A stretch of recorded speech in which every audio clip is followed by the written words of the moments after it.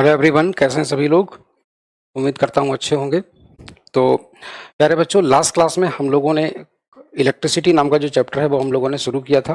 ठीक है। और आज हम लोग उसी को आगे की ओर कंटिन्यू करेंगे। सभी लोगों तक मेरी आवाज़ पहुँच रही होगी। अगर कोई प्रॉब्लम होती है तो आप मुझे कमेंट करके बता सकते हैं।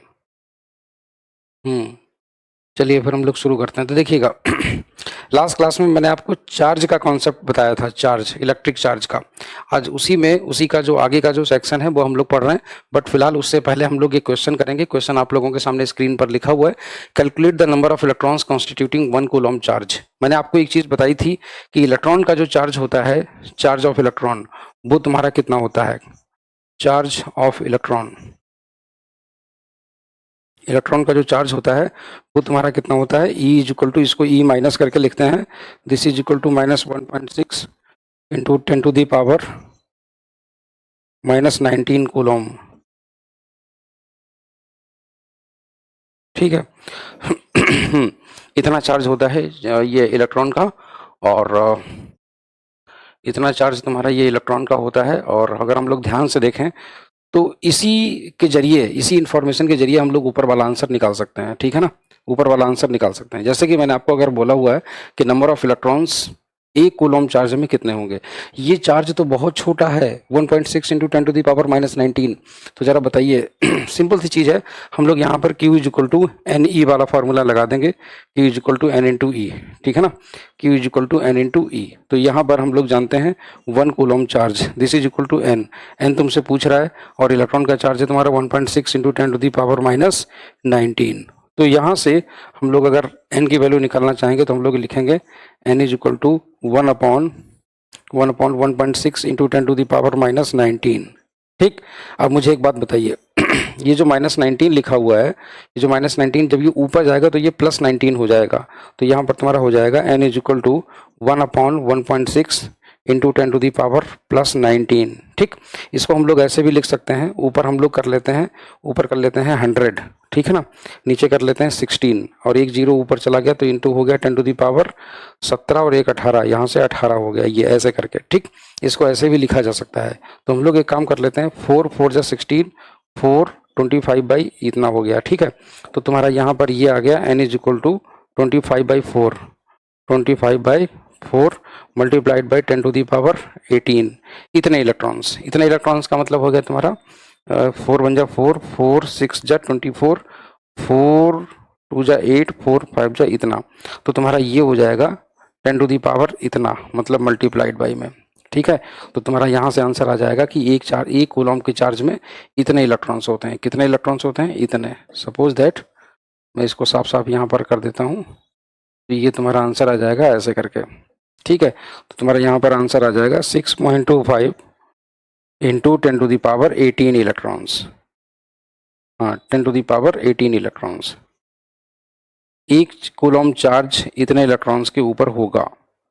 ठीक, ये तुम्हारा आंसर हो गया। आई होप सो कि ये चीज़ आप लोगों को क्लियर हो गई होगी। ठीक है, चलिए और किसी को कोई डाउट रह रहा है तो आप हमसे पूछ सकते हैं क्लास के बाद में। ठीक है, ये वही वाला तरीका है, वही वाला कॉन्सेप्ट है जो मैंने आपको बताया था लास्ट क्लास में। मैंने आपको बताया था ये कॉन्सेप्ट बिल्कुल उसी तरीके से ये कॉन्सेप्ट लगेगा। ठीक है ना, चलिए आगे की ओर हम लोग बढ़ते हैं। अब हम लोग आते हैं आगे की ओर, देखते हैं कंडक्टर्स एंड इंसुलेटर्स। बच्चों, होता क्या है कि जैसे आप मेरी बात सुनिएगा, आपने घरों में अपने बिजली के तार देखे होंगे।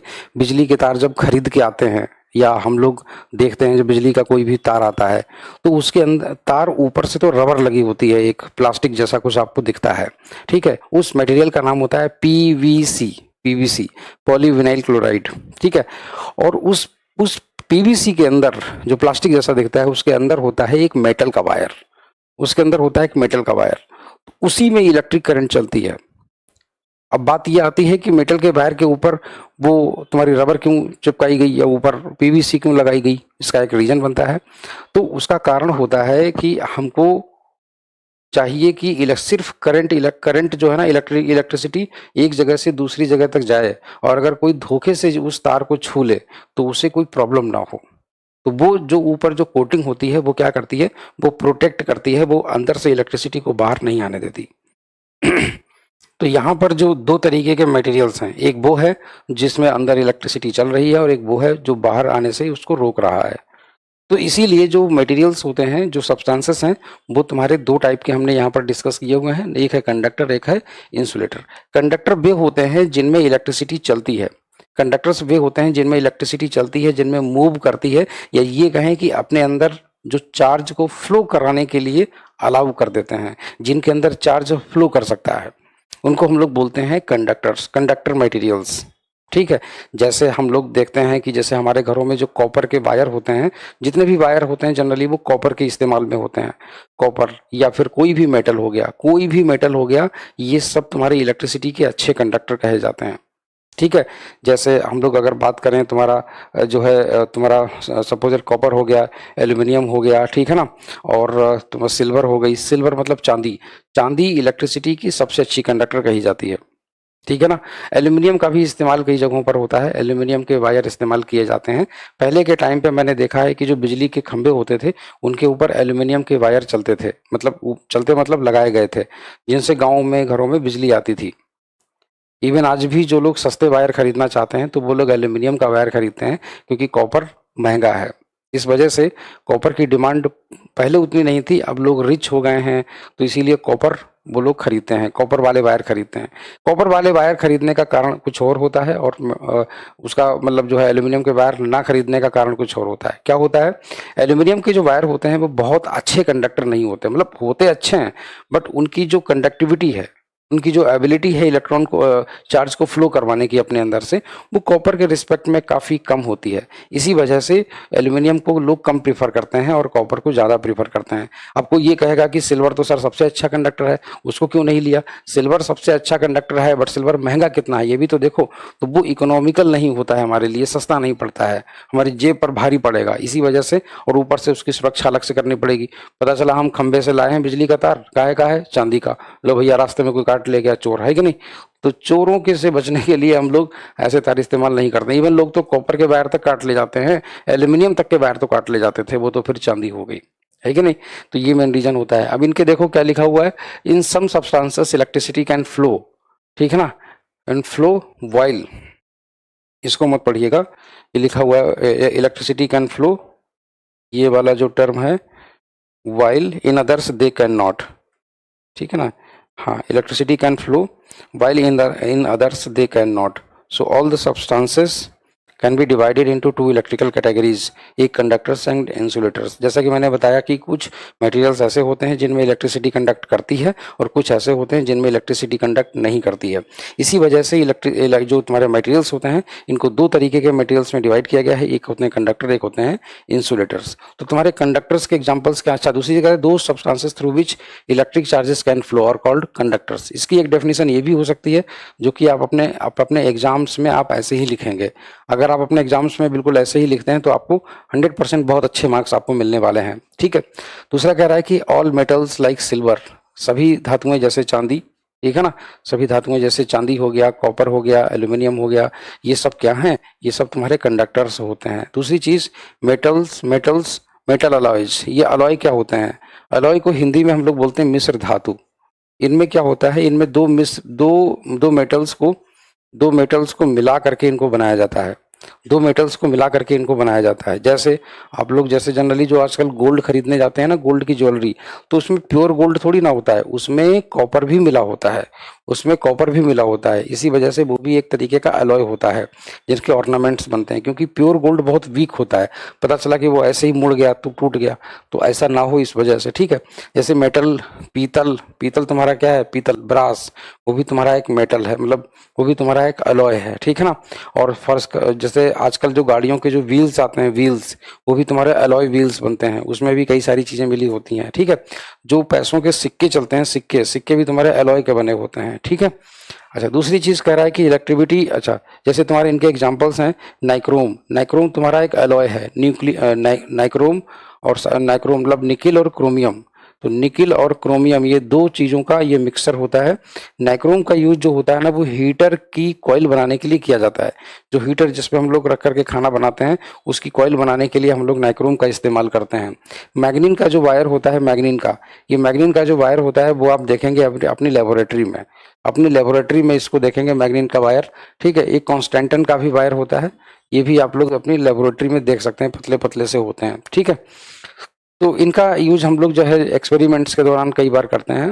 अच्छा, दूसरी चीज कह रहा है कि electrical conductivity of such alloys, इन वाले जो एलॉय होते हैं, जो एलॉय का मतलब जो दो मेटल्स से मिला करके बनाए जाते हैं, इनकी जो कंडक्टिविटी होती है वो तुम्हारी मेटल्स की तुलना में काफ़ी कम होती है, प्योर मेटल्स की कंपैरिजन में काफ़ी कम होती है।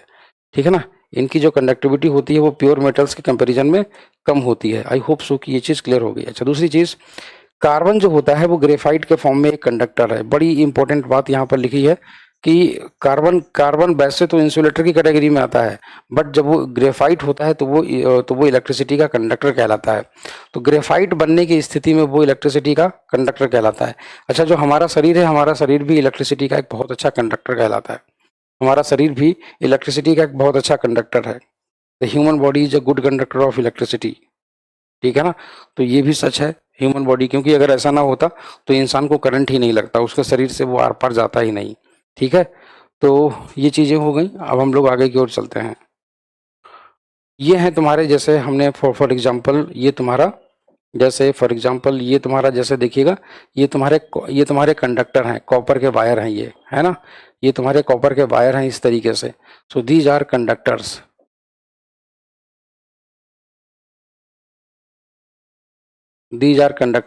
ठीक। और ये तुम्हारा क्या है, ये है तुम्हारे कॉपर, ये तुम्हारे कॉपर के वो जो है लगे हुए हैं पिन है, ये पिन। आपने देखा होगा कि जो प्लग होता है ना, प्लग, ये अमेरिकन स्टैंडर्ड का तुम्हारा प्लग है। ठीक है, अमेरिकन स्टैंडर्ड में ऐसे ही पिन बनाए जाते हैं रेक्टेंगुलर शेप में। तो ये भी तुम्हारे किसके बने हुए हैं, कॉपर के बने हुए हैं। ठीक है, कॉपर तुम्हारा क्या होता है, कंडक्टर होता है। प्लग में इनका भी इस्तेमाल इसीलिए किया जाता है। प्लग जो आप घरों में देखेंगे, अपने घरों में देखेंगे आप अपने, अब जैसे इलेक्ट्रिक आयरन करने के लिए आप प्लग निकालते हैं, है ना, इलेक्ट्रिक आयरन करने के लिए आप प्लग निकालते हैं। तो इस तरीके से देखो, मैं आपको ढेर सारी चीज़ें दिखाता हूँ आज। ये जैसे ये हैं, ठीक है, ये है हमारे पास में हमारी लेबोरेटरी का कुछ हिस्सा, ये हमारे साथ में हमारी लेबोरेटरी का कुछ हिस्सा है। जैसे ये तुम्हारा प्लग है, प्लग, ठीक है ना। तो इसमें जो ऊपर वाला जो हिस्सा है, ये वाला, ये तुम्हारा बना हुआ है पीवीसी से, कुछ पीवीसी से बने होते हैं। पीवीसी एक तरीके की प्लास्टिक होती है, पॉलीमर। और ये तुम्हारे मेटल के बने होते हैं, मेटल के, कॉपर के बने होते हैं ये, ताकि इनके अंदर से करंट चल सके। और ये जो तार आप देख रहे हैं, इसके ऊपर ये जो प्लास्टिक जैसी कोटिंग होती है, ये पीवीसी से बनी होती है। ठीक है, ताकि इसके अंदर बिजली चल सके, मतलब ना आ सके बाहर। वैसे ही तुम्हारा ये हो गया, ये देखो, एक मैंने अलग से निकाल के रखा हुआ है तुम्हारे लिए। ठीक है, तो इसमें अगर आप ध्यान से देखेंगे तो आपको सब कुछ देखने को आपको मिल जाएगा। इसमें देखिएगा, इसमें क्या है, ये कितनी अच्छी क्वालिटी की पीवीसी है। इसके अंदर आपको तार भी दिखेगा, तार। अगर मैं आपको ध्यान से दिखाऊं, अगर मैं आपको जरा ध्यान से दिखाऊं ऐसे करके, तो इसके अंदर कॉपर का वायर है, इसके अंदर कॉपर का वायर है। देखिएगा जरा ध्यान से, मैं इसको जूम कर रहा हूँ, इसको ऐसे करके, इसको मैं जूम कर रहा हूँ। देखो, इसके अंदर आपको वायर दिख रहा होगा, कॉपर दिख रहा होगा, कॉपर दिख रहा है ना, कॉपर। इसके अंदर वो पतला पतला सा वायर, पतला पतला सा जो वायर है, इसमें तार दिख रहा है आपको, है पतला सा जो आपको तार दिख रहा है ना यहाँ पर ऐसे करके, पतला सा जो आपको तार दिख रहा है इसके अंदर ऐसे करके, ये देखो पतला सा तार है। पतला सा जो तार अंदर दिख रहा है वो तुम्हारा मेटल का है, ऊपर जो प्लास्टिक है वो तुम्हारी क्या है, पीवीसी है, वो तुम्हारी पीवीसी है इस तरीके से।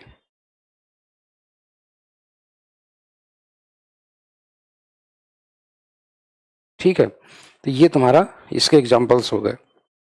ठीक है, हाँ, तो चलिए। अच्छा, ये तुम्हारा ग्रेफाइट है, ये ग्रेफाइट का स्ट्रक्चर होता है।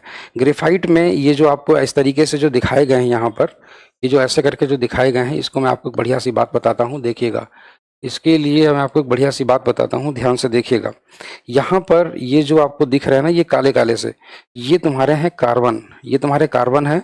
और कार्बन इस तरीके से जुड़े होते हैं ऐसे ऐसे करके। ये जो ग्रेफाइट का स्ट्रक्चर होता है, ये बिल्कुल 6 कॉर्नर वाला होता है। ग्रेफाइट का जो स्ट्रक्चर होता है ये तुम्हारा 6 कॉर्नर वाला होता है। इस तरीके से ऐसे ऐसे करके 6 कॉर्नर वाला स्ट्रक्चर होता है, ऐसे ऐसे करके, ऐसे ऐसे करके, ठीक है ना। इस तरीके से तुम्हारा ये 6 कॉर्नर वाला होता है, ऐसे ऐसे करके, इस तरीके से। अब आप जरा ध्यान से देखिएगा, एक तुम्हारी ये लाइन, ठीक, एक तुम्हारी ऐसे करके ये लाइन ऐसे करके, ठीक, और एक तुम्हारी ये वाली लाइन ऐसे करके, एक तुम्हारी ऐसे करके ये वाली लाइन, और एक तुम्हारी ये वाली लाइन ऐसे करके, और एक तुम्हारी ये वाली लाइन ऐसे करके, ठीक है। तो अब सोचो सोचो जरा, ये तुम्हारे 6 कॉर्नर हो गए। ऐसे ही तुम्हारे ऊपर भी 6 कॉर्नर ऐसे ही हैं, ये भी तुम्हारे आपस में जुड़े हुए हैं यहाँ पर, ये भी तुम्हारे ऐसे अरे ये भी तुम्हारे ऐसे करके आपस में जुड़े हुए हैं, यूं करके, ठीक है, यूं करके, और ऐसे ही तुम्हारे ये भी जुड़े हुए हैं, ठीक, ऐसे ही तुम्हारे ये भी जुड़े हुए हैं ऐसे करके ये, और ऐसे ही करके ये भी जुड़े हुए हैं ऐसे करके, ठीक है, ऐसे करके तुम्हारे ये भी जुड़े हुए हैं, ऐसे करके ये भी जुड़े हुए हैं, और ऐसे करके ये भी जुड़े हुए हैं। तो अगर आप जरा ध्यान से देखें, अगर आप जरा ध्यान से देखें, तो ये जो जुड़े हुए हैं ना, ये सारे के सारे जो कार्बन इस तरीके से ऐसे करके जुड़े हैं, यूं करके, और ये जो है ऐसे करके, मतलब सारे के सारे कार्बन आपस में जुड़े हुए हैं ऐसे ऐसे करके। तो ये जो लेयर पूरी बनी होती है, आप देख सकते हैं कि ऊपर एक ऊपर लेयर है, एक तुम्हारी नीचे लेयर है। अगर आप खाली एक लेयर को अगर आप ध्यान से देखें, अगर आप सिर्फ एक लेयर को जरा ध्यान से देखें ऐसे करके, सिर्फ एक लेयर को अगर आप ध्यान से देख लें, मतलब कोई भी एक लेयर, जैसे ये वाले मान लीजिए देख लेते हैं ऐसे ऐसे करके, ये तुम्हारे 6 कार्बन ऊपर और ये 6 कार्बन तुम्हारे नीचे, ये सिर्फ एक लेयर को अगर आप ध्यान से देख लें ऐसे करके, तो ये सारे के सारे जो 6 कार्बन है ना, ये 6 कार्बन इन वाले 6 कार्बन के ठीक ऊपर रखे होते हैं, ठीक है। और बीच में ये जो डैश डैश डैश डैश जो होते हैं ना, ये ऐसे ऐसे करके, ये वाले, ये तुम्हारे सारे के सारे कार्बन जो होते हैं, ये तुम्हारे बीच में बॉन्ड से जुड़े होते हैं, बीच में बॉन्ड से जुड़े होते हैं। और ये जो कार्बन होते हैं ना, ये ऐसे ऐसे करके इनकी लेयर जो होती है ना, वो एक दूसरे पर फिसल सकती है। ये जो कार्बन की लेयर जब एक दूसरे के ऊपर ऐसे ऐसे करके जब ये फिसलती है, तो हम लोग ये कह सकते हैं कि फिसलने का काम जो होता है ल्यूब्रिकेंट का होता है। इसीलिए ये जो ग्रेफाइट होता है, वो तुम्हारा एक तरीके से एक ल्यूब्रिकेंट की तरह भी काम करता है। ग्रेफाइट जो होता है, ये तुम्हारा एक ल्यूब्रिकेंट की तरह भी काम करता है, ठीक है ना। जैसे कैसे ल्यूब्रिकेंट की तरह काम करता है समझिएगा जरा। कार्बन के पास में टोटल होते हैं 6 इलेक्ट्रॉन, ठीक है ना। कार्बन के पास में टोटल होते हैं 6 इलेक्ट्रॉन, ठीक है ना। कार्बन के पास टोटल 6 इलेक्ट्रॉन होते हैं, और ये जो 6 इलेक्ट्रॉन होते हैं, तो इनमें इनका जो इस तरीके का हिसाब किताब होता है 2,4। तो आउटर मोस्ट सेल में इसमें 4 इलेक्ट्रॉन आते हैं। अब ये जो कार्बन तुम्हारे ऐसे ऐसे करके बने होते हैं, 6 कार्बन, 6 कार्बन की जो तुम्हारी वो होती है ऐसे ऐसे करके, रुकिए मैं एक काम करता हूँ, ऐसे ऐसे ऐसे ऐसे ऐसे ऐसे ऐसे करके, ये जो तुम्हारे 6 कार्बन यहाँ वहाँ जो लगे होते हैं ऐसे ऐसे करके, एक कार्बन ये, एक कार्बन ये, एक कार्बन ये, और एक कार्बन ये, और एक कार्बन तुम्हारा ये वाला, और एक कार्बन तुम्हारा ये वाला, ये जो तुम्हारे 6 कार्बन इस तरीके के बने हुए हैं ना, ये जो तुम्हारे 6 कार्बन इस तरीके से बने हुए हैं, बिल्कुल ऐसे ही तुम्हारे यहाँ पर एक नीचे भी लेयर होती है ऐसे करके, ठीक है। एक तुम्हारी ऐसे ही नीचे भी लेयर होती है यूं करके। तो तुम्हारी ऐसे करके ये इससे, और ये वाली तुम्हारी ऐसे ऐसे ऐसे ऐसे ऐसे ऐसे तुम्हारी ऐसे करके, और ऐसे ऐसे ऐसे ऐसे ऐसे ऐसे करके ये वाली तुम्हारी इससे, और ये वाला तुम्हारा इससे ऐसे करके, और ये वाला तुम्हारा इससे ऐसे करके, और ये वाला जो तुम्हारा होता है ना ऐसे करके, ये तुम्हारा थोड़ा सा इधर ऐसे करके, ऐसे करके यूं करके, ठीक है ना। ये इस तरीके से तुम्हारा यहाँ पर लगा होता है, और ऐसे ऐसे ऐसे ऐसे ऐसे ऐसे करके ये, तो ये तुम्हारे जो 6 कार्बन होते हैं, इनकी पूरी छत बनी होती है। और यहाँ पर क्या होता है कि इलेक्ट्रॉनों के रहने का जो घर होता है, वो कुछ इस शेप में होता है, इस शेप में होता है ऐसे करके। इलेक्ट्रॉनों के रहने का जो घर है यहाँ पर, वो ऐसे आकार में होता है, डम्बल शेप में। ये वो डम्बल हैं जो ऐसे ऐसे करते हैं हम लोग जिम में, है ना, बिल्कुल उसी डमरू टाइप में। तो इलेक्ट्रॉन तुम्हारा जो होता है, वो तुम्हारा यहाँ पर रहता है ऐसे करके। एक इलेक्ट्रॉन इसमें इस वाले डंबल में रहता है, एक इलेक्ट्रॉन नीचे वाले का रहता है यहाँ पर। और ये जो डंबल होते हैं यहाँ पर, ये टच करते हैं यहाँ पर, ये यहाँ पर टच करते हैं। तो ये जो इलेक्ट्रॉन है ना, ये इलेक्ट्रॉन यहाँ से लेकर के यहाँ तक, ऐसे ही तुम्हारी एक लेयर नीचे, तो तुम्हारा पूरा इलेक्ट्रॉन जो होता है ऊपर और नीचे टहल सकता है। इलेक्ट्रॉन और ऊपर तुम्हारा ऊपर नीचे ऐसे करके जब टहल लेता है ना, तो इलेक्ट्रॉनों के फ्लो होने के कारण ही तुम्हारी इलेक्ट्रिसिटी बहती है। इसीलिए इसी इलेक्ट्रॉन के कारण ही तुम्हारा जो ग्रेफाइट होता है, वो एक कंडक्टर के रूप में काम करता है, ठीक है ना। इसी इलेक्ट्रॉन के कारण तुम्हारा जो ये ग्रेफाइट होता है, वो तुम्हारा एक कंडक्टर के रूप में काम करता है। आई होप सो कि ये चीज़ आप लोगों को क्लियर हो गई होगी, ठीक है ना। तो ये जो तुम्हारा कार्बन होता है जब ग्रेफाइट के रूप में होता है तो वो तुम्हारा एक कंडक्टर के रूप में होता है। दूसरी चीज, ये वाली जो तुम्हारी लेयर वन है, ये वाली जो तुम्हारी लेयर वन है, हाँ लेयर वन, और ये वाली जो लेयर है तुम्हारी ऐसे करके, ये वाली जो तुम्हारी लेयर है, ठीक, ये वाली जो तुम्हारी लेयर है, ये वाली जो तुम्हारी लेयर होती है, ये लेयर नीचे होती है, तो ऊपर वाली लेयर नीचे वाली लेयर पर फिसल सकती है ऐसे ऐसे ऐसे ऐसे करके, ऐसे ऐसे। तो लेयर फिसलने के कारण ही इसमें फिसलने का गुण आ जाता है, मतलब स्लाइडिंग नेचर इनका डेवलप हो जाता है। और इसी डेवलप क्या होता है, हो जाता है, होता ही है। तो इसी लेयर के एक दूसरे के ऊपर स्लाइडिंग नेचर होने के कारण ये जो ग्रेफाइट होता है वो तुम्हारा एक कंडक्टर के तरीके से और एक तुम्हारा जो है लुब्रिकेंट के तरीके से यूज किया जाता है, ठीक है ना। ग्रेफाइट का कई जगहों पर तुम्हारा कंडक्टर के रूप में इस्तेमाल किया जाता है। Graphite is a good conductor of electricity.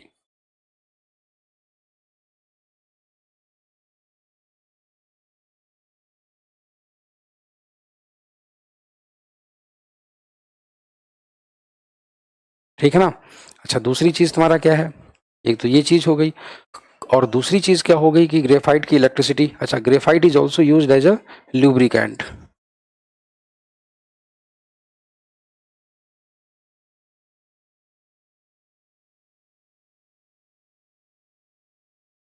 Graphite is also use as a lubricant, ठीक है ना। ग्रेफाइट तुम्हारा लुब्रिकेंट के तरीके से यूज किया जाता है, ठीक, स्नेहक के तरीके से। इसको ना मानो आप कभी नाखून पर पेंसिल से रगड़ के देख लेना, देख लेना आपका नाखून कितना चिकना हो जाता है। नाखून आपका बहुत चिकना हो जाएगा, तब आपको खुद ही समझ में आ जाएगा कि इसमें कितना अच्छा सा स्लाइडिंग नेचर होता है,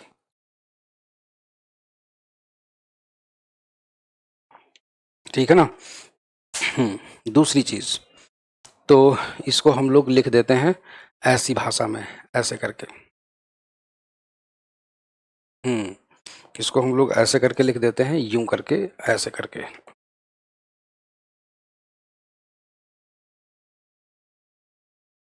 लेयर, हाँ, ठीक है। तो तुम्हारी ये लेयर, ये वाली तुम्हारी लेयर वन कहलाती है, ऐसे करके, ठीक है। और हाँ, तो तुम्हारा ये जो हो गया ना, ये ऐसे करके है, graphite is a good conductor of electricity, और तुम्हारा ये हो गया, graphite is also use as a lubricant.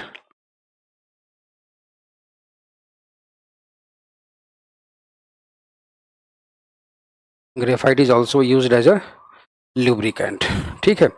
चलिए, तो ये चीजें हमारे पास में आ गई। मैंने आपको बता दिया कि लुब्रिकेंट के तरीके से क्यों इस्तेमाल किया जाता है, क्योंकि ग्रेफाइट का जो स्ट्रक्चर होता है वो हेक्सागन शेप में होता है, हेक्सागन, ठीक है ना। हेक्सागनल स्ट्रक्चर ऑफ ग्रेफाइट,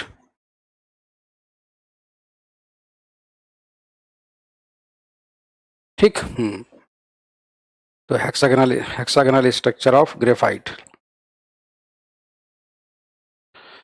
ठीक है ना। तो ये होता है इसका रीजन। चलिए अब हम लोग आगे की ओर चलते हैं। हाँ, देखिएगा, अब आते हैं हम लोग उन सब्सटेंसेस की ओर जो सब्सटेंस इलेक्ट्रिसिटी को फ्लो नहीं करवाते हैं, वो सब्सटेंस जो इलेक्ट्रिसिटी को फ्लो नहीं करवाते हैं, ठीक है ना। हाँ, वो सब्सटेंस जो इलेक्ट्रिसिटी को फ्लो नहीं करवाते हैं उन्हें कहते हैं हम लोग इंसुलेटर्स। जैसे मैंने आपको बोला, they are called as insulators. Insulators, ये इंसुलेटर्स क्या होते हैं, ये इलेक्ट्रिसिटी को फ्लो नहीं करवाते। अब इसका रीजन मैं आपको बता देता हूँ। जब आपने इलेक्ट्रॉनिक कॉन्फ़िगरेशन सीखा होगा, हिंदी में बोलते हैं इलेक्ट्रॉनिक विन्यास, तो जो मेटल्स होती हैं, मेटल्स के सबसे बाहरी सेल में कम से कम एक फ्री इलेक्ट्रॉन जरूर होता है जो सिंगल होता है, जो पेयर्ड नहीं होता, जो पेयर्ड नहीं होता, जो जोड़े के रूप में नहीं रहता। इसीलिए इसीलिए वो सिंगल इलेक्ट्रॉन जो होता है वही इलेक्ट्रिसिटी को करने का रीजन बनता है। वही चार्ज, वही इलेक्ट्रॉन तुम्हारा चार्ज को लेकर जाता है। इसी वजह से तुम्हारा जो है कंडक्टर कहलाता है वो मटेरियल जिसमें इलेक्ट्रिसिटी कंडक्ट कर जाती है या चार्ज फ्लो कर जाता है। बट इंसुलेटर्स में ऐसे फ्री इलेक्ट्रॉन्स नहीं होते हैं, ठीक है ना। तो इंसुलेटर्स में फ्री इलेक्ट्रॉन्स नहीं होते हैं, ये भी चीज़ मैं आपको यहाँ पर लिख देता हूँ, ठीक है ना। इंसुलेटर्स,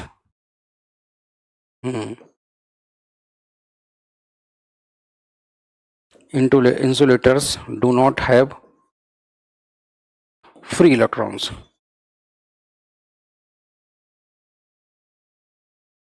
ठीक है ना, हाँ, insulators do not have free electrons. I hope so कि ये चीज़ आप लोगों को क्लियर हो गई होगी। ठीक है ना, इसी वजह से ये इलेक्ट्रिसिटी को कंडक्ट नहीं करते हैं। तो यहाँ पर मैं लिखता हूँ that's why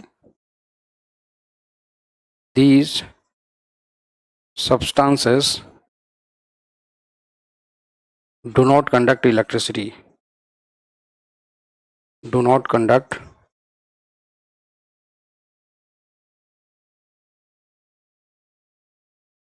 do not conduct electricity। ठीक है ना, तो ये और ये तो ये हो गया तुम्हारा इसका रीजन। आई होप सो कि ये चीज़ आप लोगों को क्लियर हो गई होगी। ठीक है, ऐसे ऐसे करके, अरे हाँ, ये हो गया तुम्हारा ऐसे करके। आई होप सो कि अब इसमें कोई डाउट नहीं रह रहा होगा। दूसरी चीज़ क्या है कि ये जो भी तुम्हारे इंसुलेटर्स होते हैं ये हमारी डेली लाइफ में बहुत सारे इस्तेमाल में आते हैं। जैसे मैं आपको बता दूं, जो आप प्लग देख रहे हैं ना, ये प्लग, इस प्लग में भी तुम्हारा इसका इस्तेमाल हुआ है, इस प्लग में भी तुम्हारा इस्तेमाल हुआ है ऐसे करके। ठीक है ना, हाँ, इस प्लग में भी इसका इस्तेमाल हुआ है। जैसे कि आप ये वाला पोर्शन जो देख रहे हैं, ये वाला जो पोर्शन है ये तुम्हारा मेटल का है। ठीक है ना, ये वाला जो पोर्शन है ये तुम्हारा मेटल का है, ये पोर्शन मेटल का है। ये पोर्शन जो तुम्हारी पिन बनी हुई है, पिन, ये तुम्हारी मेटल की है। ठीक है ना, ये तुम्हारी मेटल की है। बट जो तुम्हारा ये चीज़ है ना, ये चीज़ तुम्हारी प्लास्टिक है। ठीक है ना, मतलब ये चीज़ तुम्हारी पीवीसी है, ये वाली चीज़ पीवीसी, ये तुम्हारा इंसुलेटर है, ये और ये। ठीक है, ये तुम्हारा इंसुलेटर है। और ये यही तुम्हारा जो होता है, इन पिन में जब बिजली आकर के इलेक्ट्रिसिटी हम लोग जोड़ देते हैं तो ये कंडक्ट नहीं करने देती। ठीक है, तो पीवीसी, मैं आपको पीवीसी का नाम पूरा बता देता हूँ। पीवीसी ये एक तरीके का पॉलीमर होता है, पॉली विनाइल क्लोराइड। ठीक है ना, पीवीसी मतलब पॉलीविनाइल क्लोराइड। ठीक है, ये हो गया तुम्हारा पीवीसी। आई होप सो कि ये चीज़ आप लोगों को क्लियर हो गई होगी। ठीक है, चलिए, तो ये हो गया तुम्हारा इंसुलेटर्स के बारे में। अब जैसे इंसुलेटर्स के कुछ एग्जांपल्स मैं आपको बता दूं, ऐसे कौन कौन से मटेरियल्स हैं जिनमें इलेक्ट्रिसिटी नहीं चल सकती, जैसे कि रबर हो गई, प्लास्टिक हो गई, है ना। जैसे कि तुम्हारा जो है सूखी लकड़ी हो गई, सूखी लकड़ी, गीली लकड़ी इलेक्ट्रिसिटी चल जाती है। उसका रीज़न होता है, गीली लकड़ी, जैसे हम लकड़ी के बारे में बात करें, लकड़ी कभी पेड़ का हिस्सा थी, जैसे सास भी कभी बहू थी। कोई भी लकड़ी हो, वो लकड़ी जो आज सूखी हुई है वो कभी पेड़ का हिस्सा थी। जब वो पेड़ का हिस्सा थी तो वो कभी हरी भरी थी। जमीन से उस पूरे पेड़ की बढ़त के लिए, उसके ग्रो करने के लिए जमीन से तमाम टाइप के मिनरल्स को खींचती थी।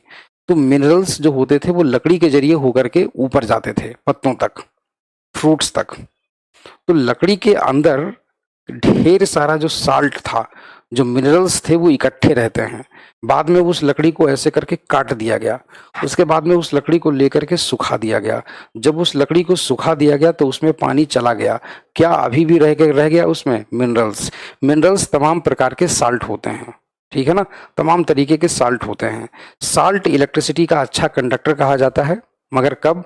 जब वो लिक्विड स्टेट में हो, जब वो लिक्विड स्टेट में होता है। जैसे कि नमक, खाने वाला नमक जो होता है, अगर हम उसे पानी में भिगो दें तो इलेक्ट्रिसिटी का अच्छा कंडक्टर बन जाएगा वो। ठीक है, आपने 3 इडियट एक मूवी देखी होगी, 3 इडियट, नहीं देखी है तो देख लीजिएगा।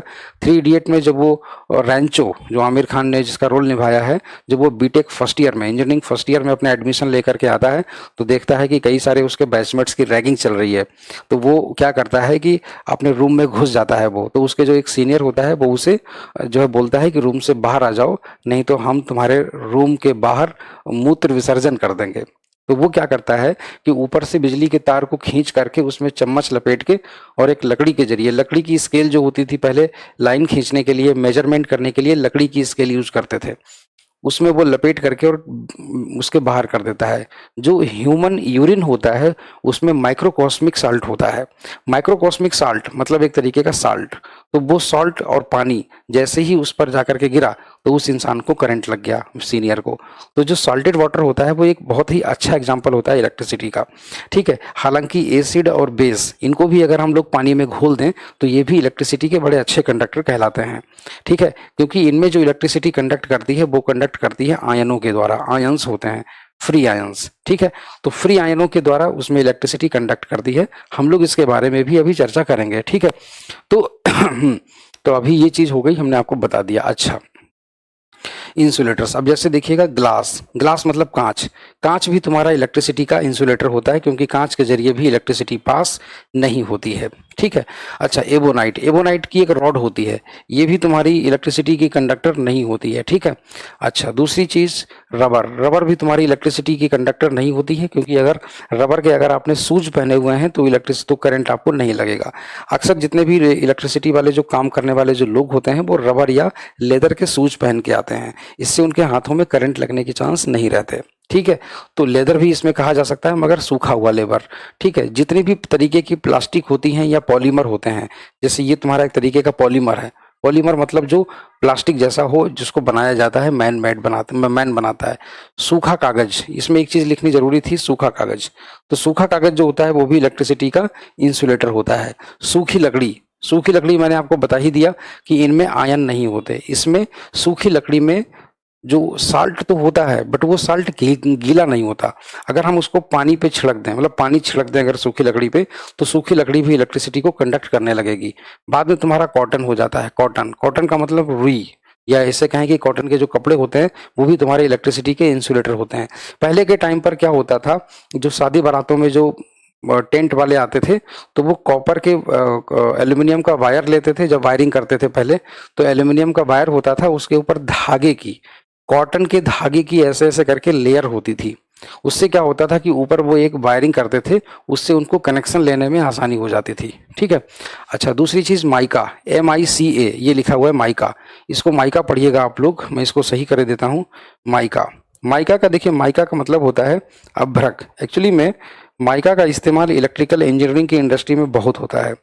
माइका, इंडिया जो है ना वो माइका का बहुत बड़ा जो है प्रोड्यूसर है, माइका का, इंडिया माइका का बहुत बड़ा प्रोड्यूसर है, और सबसे ज़्यादा जो माइका है वो झारखंड में मिलता है। माइका से कई सारे जो क्या बोलते हैं कि महिलाओं के सौंदर्य प्रसाधन के सामान बनते हैं, जैसे कि तुम्हारे पाउडर हो गए या लिपस्टिक हो गई, ये इनमें से कई सारी चीज़ें हैं जो माइका से ही बनते हैं। और माइका जो है ना वो मिलता है ज़्यादातर झारखंड में, पहाड़ियों में, खान में, ठीक है। तो खान में तुम्हारा ये चीज़ निकलता है, बड़ा कीमती होता है ये। अच्छा, दूसरी चीज़ तुम्हारा बेकेलाइट, बेकेलाइट तुम्हारा, इसको हम लोग बोलते हैं थर्मोसेटिंग प्लास्टिक, बेकेलाइट को थर्मोसेटिंग प्लास्टिक भी बोला जाता है। ये थर्मोसेटिंग प्लास्टिक क्या होता है, इसको थर्मोसेटिंग प्लास्टिक का मतलब होता है जो एक बार अगर पिघला के आपने अगर उसको ठंडा कर दिया तो वो सेट हो जाता है सीमेंट की तरह, ठीक है ना, तो वो सीमेंट की तरह जम जाता है, इसीलिए हम लोग उसको बोलते हैं थर्मोसेटिंग प्लास्टिक। जैसे कि तुम्हारा, जैसे कि जो आजकल जो सॉकेट आते हैं, जो बिजली वाले सॉकेट, जिनमें हम बोलते हैं कि कहीं कहीं सॉकेट खाली है तो हम चार्जिंग पॉइंट लगा, चार्जर लगा दें, तो जो सॉकेट होते हैं, सॉकेट तुम्हारे बोर्ड जो होते हैं जितने भी बिजली वाले, ये सब तुम्हारे इसी से बने होते हैं, ठीक है, बेकेलाइट से, ये तुम्हारे इसी से बने होते हैं। देखता हूँ अगर मेरे पास में उपलब्ध होगा तो मैं आपको वो भी आज दिखा दूंगा, ठीक है ना। तो आज मेरे पास में सॉकेट तो नहीं है, बट हाँ मैं जल्दी ही आप लोगों को ये चीज़ शो करा सकता हूँ, ठीक है।